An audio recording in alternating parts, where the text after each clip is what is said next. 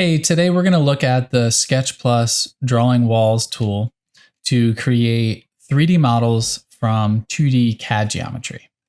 So let's take a look. So converting 2D CAD geometry into 3D models can be pretty tedious. And if you don't organize it properly, you can lead to a lot of errors or challenges with your SketchUp model. What I like to do first is begin with a clean CAD file. So you'll see here I have just the floor that I need. This geometry is grouped or made a component, and then I also lock it. The other thing that I'll do is I'll turn profile edges off. That way everything is just one line weight. So you can go to View, Edge Styles, and then turn off profiles here. Now the reason why we're keeping this as a locked group or component is if you have to make changes to that CAD file later, you can just kind of import a new base layer. Also, kind of treat this like an XREF in CAD. You're not drawing in it, you're drawing on top of it. So now with the Draw Wall tool, we're gonna go ahead and click on it to activate it. And by default, it will give you down in the value control box, the width and the height. So I'm gonna take the tape measure first. So I'll press T for tape measure. And I'll see that generally speaking, the interior walls are 4.5 inches. And let's assume that the height is 9 feet. So I'll click the Drawing Walls tool. I'll type 4.5, comma, 9 foot sign, and then hit enter. And that's gonna update your base profile or your base rectangle. Now, when you click to begin drawing, the wall wants to orient either to the left, like it is right now, to the center, or to the right. And you can toggle through those on a PC by pressing Control, or on a Mac by pressing Option. And all I'm gonna do is just click and release, and pan and orbit to draw my other walls. I can also hold down Shift while I'm drawing. Say I find the red axis and hold down Shift. It's gonna lock in that direction. And then I can click. You can continue to build your wall. And in this case, you'll notice kind of making an error here. These outside walls are thicker. So I'm gonna press Escape to close that out. And that's okay, because once you have a wall built, you can always press the spacebar for select, double click inside the group, and then P to push pull. So it's no different than any other geometry that you can then push. I sometimes will press K for back edges, and that allows me to see that bottom edge a little bit better. It also makes it easier to snap to it. Without it, it just kind of moves and it's hard to tell where you can actually snap. But once you press K to see through that model, it becomes really easy to click to set it. Now I try to build walls as groups and as separate groups, more importantly, especially on things that may change. So for example, this closet here, this might change. So if that's the case, I don't want it to be part of this wall here. If, for example, I did want it to be part, see how it's highlighted blue?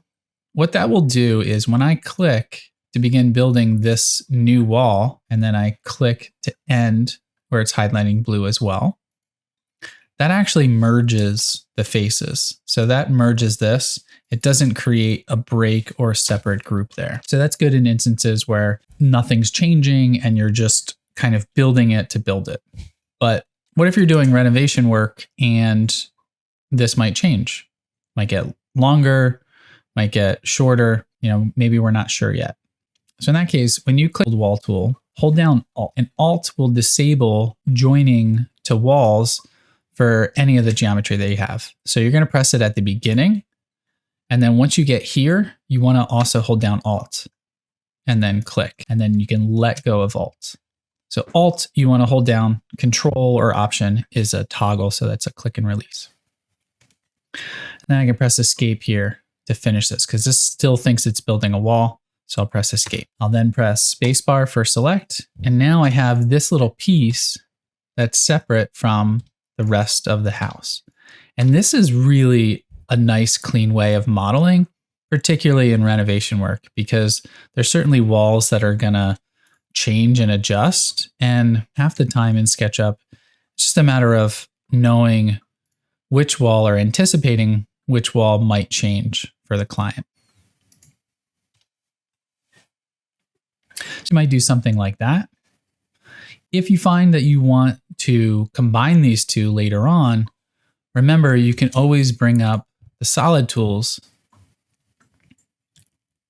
which is a standard tool in SketchUp. And because all of the geometry created is done as a solid group, you're ensuring that everything is going to be nice and clean. If I want to join these two now, I can just pre-select both of these solid groups.